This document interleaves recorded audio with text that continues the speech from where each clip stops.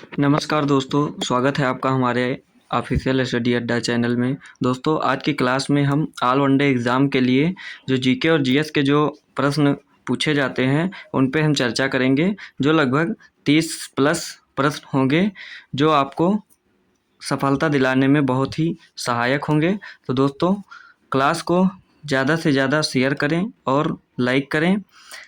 हमारा class start होता है आज के मोटिवेशनल से, जो है जीत लो हर लम्हा बीत जाने से पहले।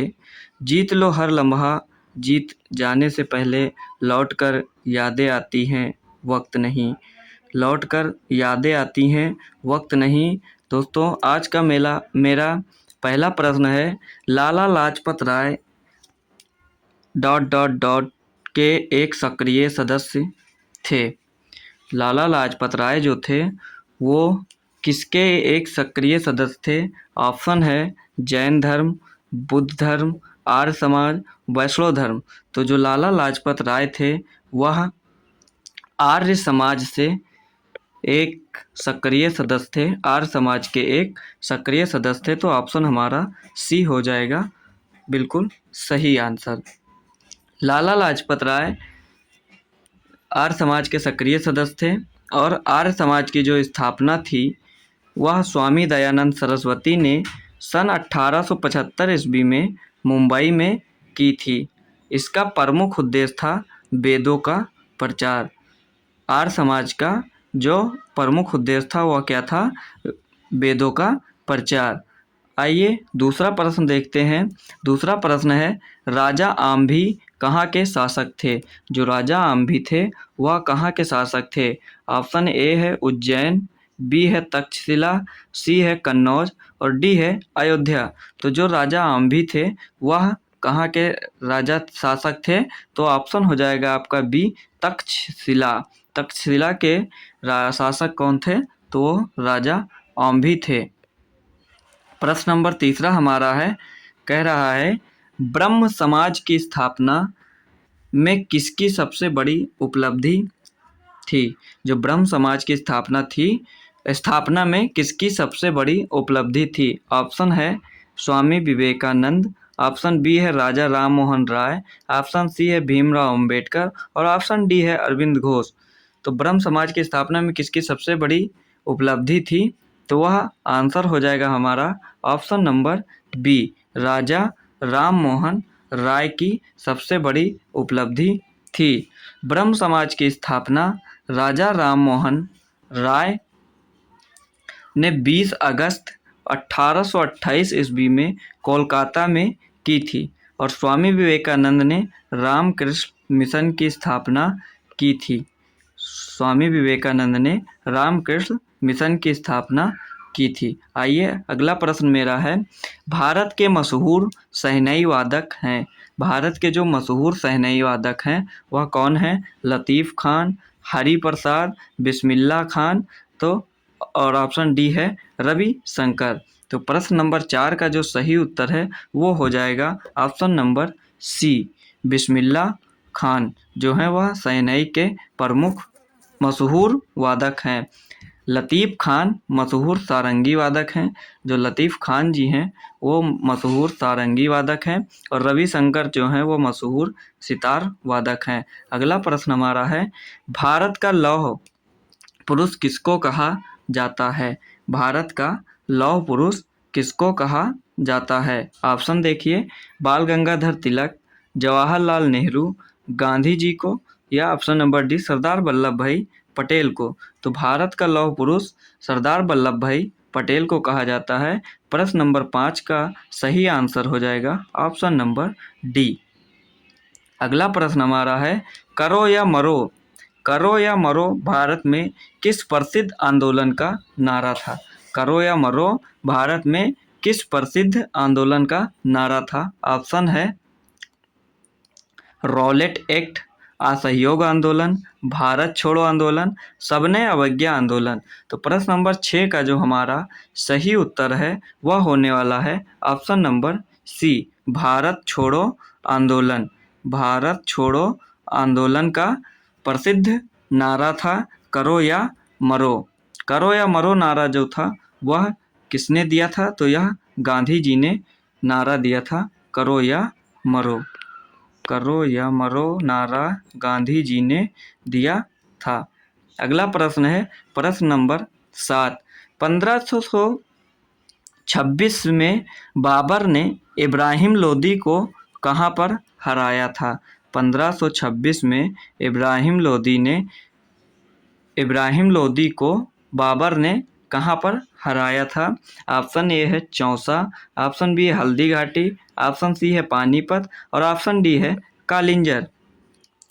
1526 में बाबर ने इब्राहिम लोदी को पानीपत में हराया था, तो इसका सही आंसर हो जाएगा हमारा पानीपत और ऑप्शन नंबर सी हो जाएगा बिल्कुल सही आंसर। अगला प्रश्न है, प्रश्न नहीं उसके बारे में कुछ जानकारी ले लेते हैं। और चौसा का युद्ध जो था वह 26 जून 1539 ईस्वी में हुमायूं और शेरशाह सूरी के बीच लड़ा गया था। हल्दी घाटी का युद्ध 18 जून 1576 को अकबर और महाराणा प्रताप के बीच लड़ा गया था। दोनों युद्ध के बारे में आप लोग ज़रूर पढ़ लीजिएगा, क्योंकि ये जो युद्ध है दोनों पर एग्जामों में पूछे जाते हैं। अगला प्रश्न हमारा प्रश्न नंबर 8 है। प्रश्न नंबर 8 है, भारत में किस ब्रिटिश वायसराय ने बंगाल विभाजन का अंजाम दिया था? यह पूछ सकता है बंगाल विभाजन को किस ब्रिटिश वायसराय ने अंजाम दिया था, या किस वायसराय के समय में बंगाल विभाजन हुआ था? तो इसमें ऑप्शन हमारा है, देख लीजिए, Lord Dalhousie, Lord Curzon, Lord Canning, Lord Latin. तो इसका जो हमारा सही उत्तर है वो हो जाएगा Lord Curzon. Lord Curzon British viceroy ने बंगाल विभाजन को अंजाम दिया था। वायसराय लॉर्ड कर्जन भारत में बंगाल विभाजन को अंजाम दिया था। बंगाल विभाजन 16 अक्टूबर 1905 को हुआ था। यह दिनांक जरूर आप लोग याद कर लीजिएगा।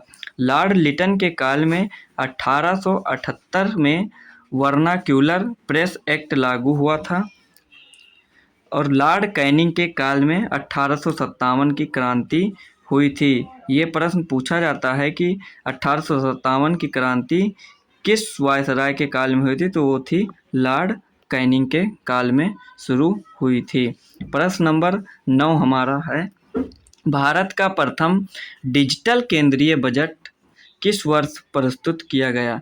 जो भारत का डिजिटल केंद्रीय बजट था वह कब प्रस्तुत किया गया था? तो वह हमारा सही उत्तर उसका हो जाएगा जो है 2021। वर्ष 2021 में यह प्रस्तुत किया गया था। अगला प्रश्न हम इस देख लीजिए, भारत का प्रथम डिजिटल केंद्रीय बजट फरवरी 2021 को केंद्रीय मंत्री श्रीमती निर्मला सीतारमण ने संसद में परंपरागत किताब में छपे बजट के बजाय टैबलेट से बजट भाषण पढ़ा। यह देश का पहला बजट था जिसमें बजट भाषण को वित्त मंत्री ने टैबलेट से पढ़ा। बजट अनुच्छेद 112 के अंतर्गत वार्षिक वित्तीय विवरण के नाम से उल्लिखित है। आइए दोस्तों अब अगला प्रश्न देखते हैं, प्रश्न नंबर 10। प्रश्न नंबर 10 हमारा कह रहा है, जीडीपी का प्रमुख उपयोग क्या है? ऑप्शन है देश की साक्षरता दर का आकलन करना, किसी देश की अर्थव्यवस्था की स्थिति का आकलन करना, देश के युवाओं के स्वास्थ्य का आकलन करना, देश की विदेश नीति का आकलन। इसका जो सही उत्तर हो जाएगा प्रश्न नंबर 10 का हमारा सही उत्तर हो जाएगा ऑप्शन नंबर बी, किसी देश की अर्थव्यवस्था की स्थिति का आकलन करना। प्रश्न नंबर 11 हमारा है, जीएसटी का पूर्ण अर्थ क्या होता है? जो हमारा जीएसटी होता है उसका पूर्ण अर्थ क्या होता है? ऑप्शन देख लीजिए दोस्तों, ऑप्शन है growth and service tax, growth and sale tax, goods and service tax, goods and sale tax. तो प्रश्न नंबर 11 का बिल्कुल सही उत्तर हो जाएगा option number C, goods and service tax. GST का पूर्ण रूप गुड्स एंड सर्विस टैक्स होता है। वस्तु एवं सेवा कर, इसे क्या कहते हैं, वस्तु एवं सेवा कर। और जीएसटी 1 जुलाई 2017 से पूरे देश में एक समान मूल्य वर्धित कर लगाने का प्रस्ताव है, जो संविधान के 101वां संविधान संशोधन अधिनियम के तहत जोड़ा गया। प्रश्न पूछता है संविधान के किस संशोधन अधिनियम के तहत जीएसटी को जोड़ा गया, तो वो हो जाएगा 101वां संविधान संशोधन। भारत में जीएसटी लागू करने वाला पहला राज्य था असम, और विश्व में जीएसटी लागू करने वाला पहला देश फ्रांस, जिसे 1954 में लागू कर दिया था। 1954 में फ्रांस देश ने इसे जीएसटी को लागू कर दिया था। अगला प्रश्न हमारा प्रश्न नंबर 12 है, अंडे की जर्दी पीला भाग में कौन सा 90% से अधिक विटामिन होता है। जो अंडा होता है उसमें बीच में का जो पीला भाग होता है उसमें कौन सी विटामिन 90% से अधिक होती है। ऑप्शन है विटामिन B12, विटामिन के, विटामिन सी और कोई नहीं। तो इसका जो हमारा प्रश्न नंबर 12 का सही उत्तर हो जाएगा वो हो जाएगा विटामिन B12। अंडे की जर्दी का जो पीला भाग होता है उसमें विटामिन B12 90% से अधिक मात्रा में पाया जाता है।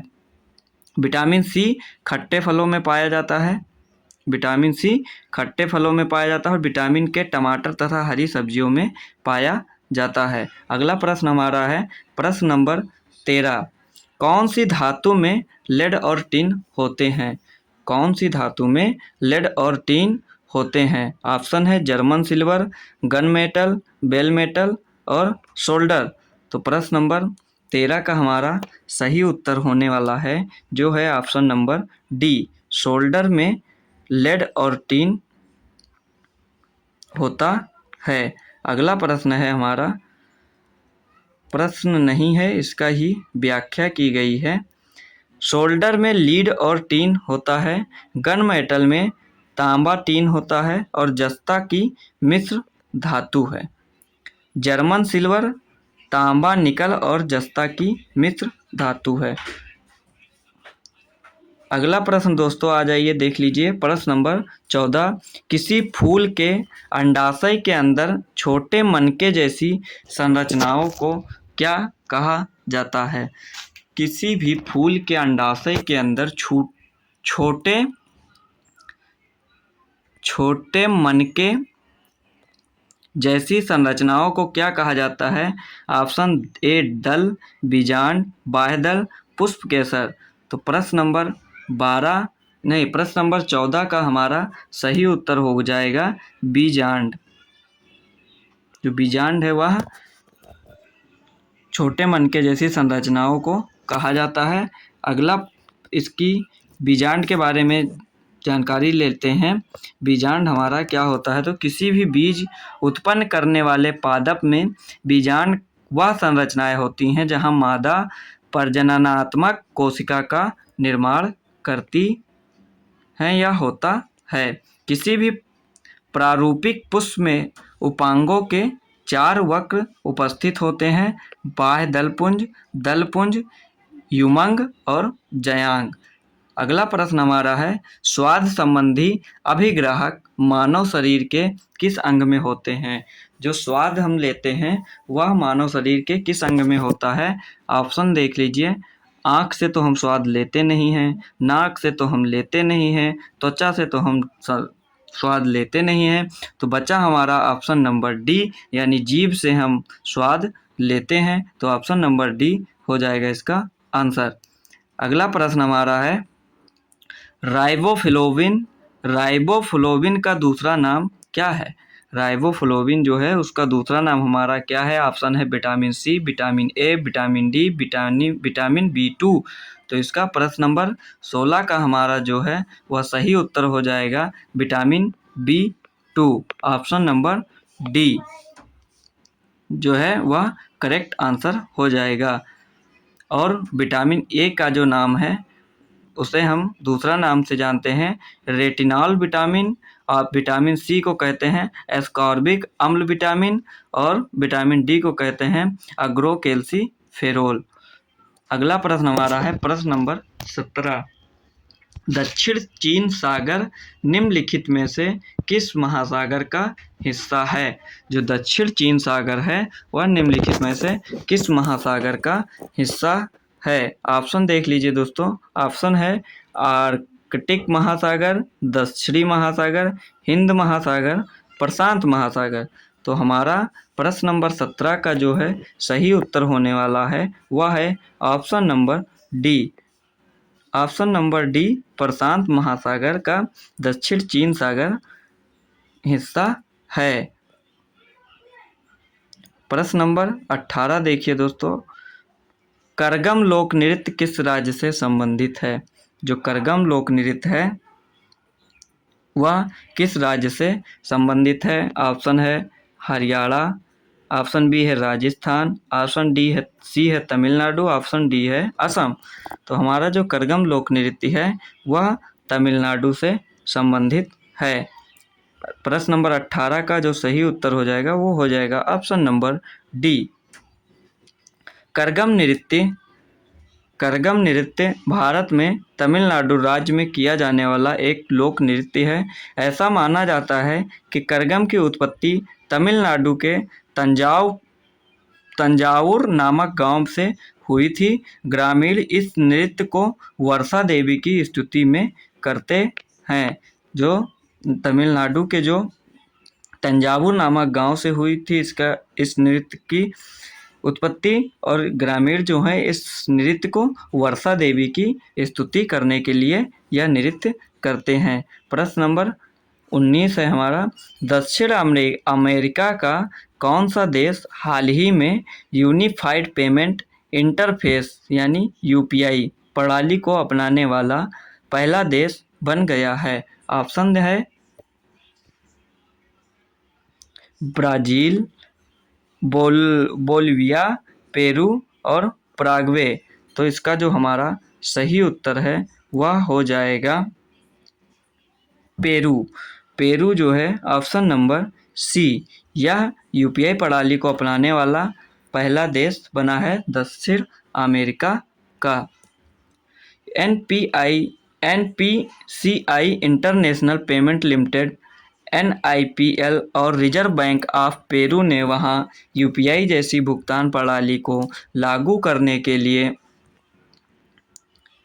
साझेदारी की है। इस सहयोग व साझेदारी के माध्यम से पेरू दक्षिण अमेरिका में यूनिफाइड पेमेंट इंटरफेस यूपीआई प्रणाली को अपनाने वाला पहला देश बन गया है। गौरतलब है कि NIPL भारतीय राष्ट्रीय भुगतान निगम की पूर्ण स्वामित्व वाली अनुषंगी कंपनी है। तो प्रश्न नंबर 19 का जो सही उत्तर हो जाएगा वो पेरू हो जाएगा दोस्तों। आइए अगला प्रश्न हमारा है प्रश्न नंबर 20। प्रश्न नंबर 20 कह रहा है international shooting sports federation ISSF विश्व कप 2024 में किस भारतीय खिलाड़ी ने भारत के लिए पहला स्वर्ण पदक जीता? Option Saurabh Chaudhary, option B है अभिषेक वर्मा, ऑप्शन सी है सरबजोत सिंह, ऑप्शन डी है मनु भाकर। तो इसका जो हमारा सही उत्तर है, जो सही उत्तर है इसका वह हो जाएगा सरबजोत सिंह। सरबजोत सिंह जो थे वह इंटरनेशनल शूटिंग स्पोर्ट फेडरेशन विश्व कप 2024 के भारतीय खिलाड़ी हैं जिन्होंने भारत के लिए पहला स्वर्ण पदक जीता था। जर्मनी के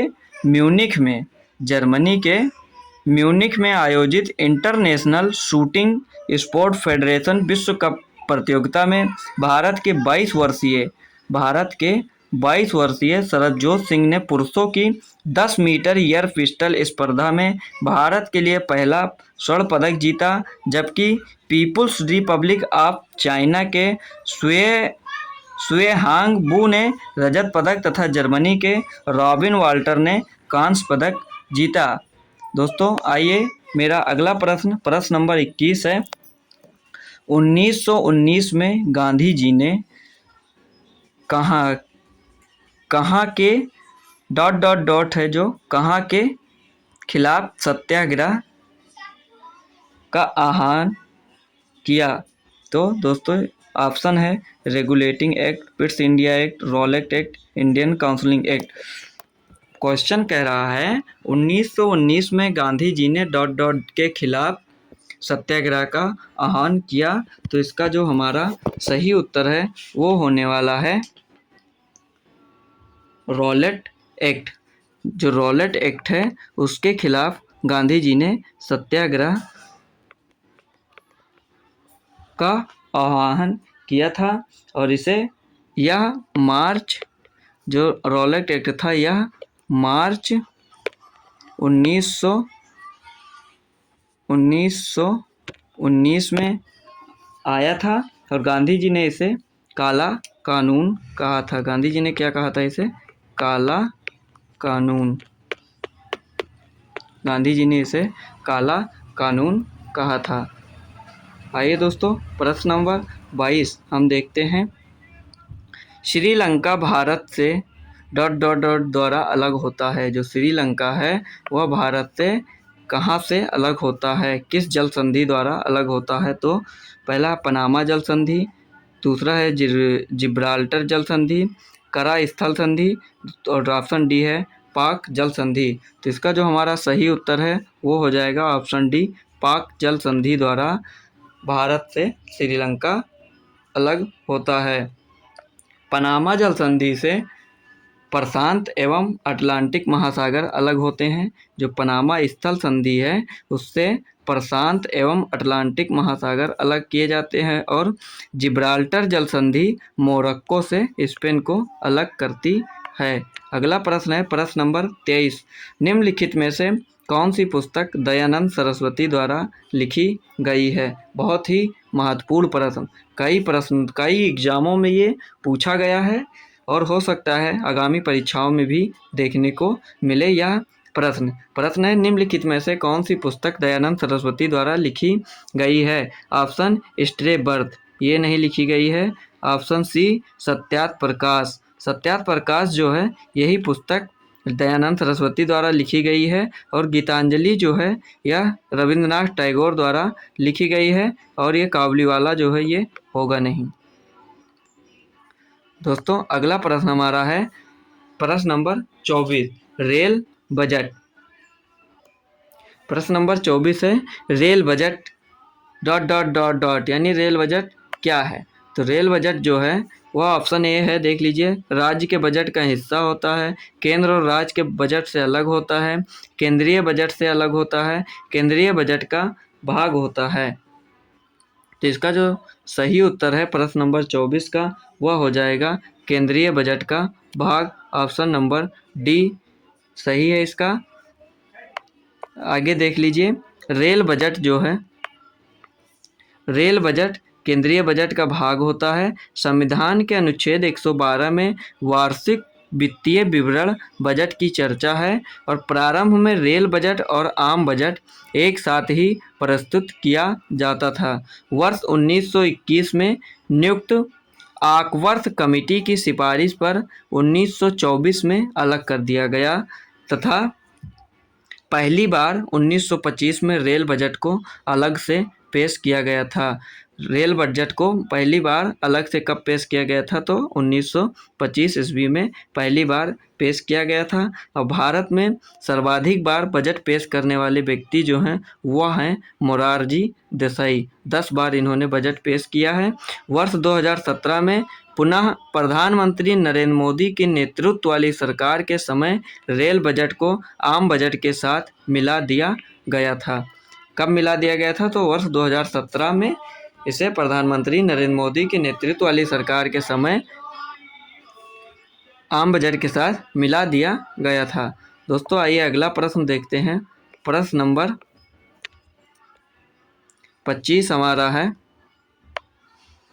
प्रश्न नंबर 25 कह रहा है रोग पैदा करने वाले सूक्ष्म जीवों को स्पष्ट करने और दूध की वैधता को बढ़ाने के लिए किस प्रक्रिया का उपयोग किया जाता है? ऑप्शन देख लीजिए, पाश्चुरीकरण, हाइड्रोजनीकरण, संक्षेपण और वाष्पीकरण।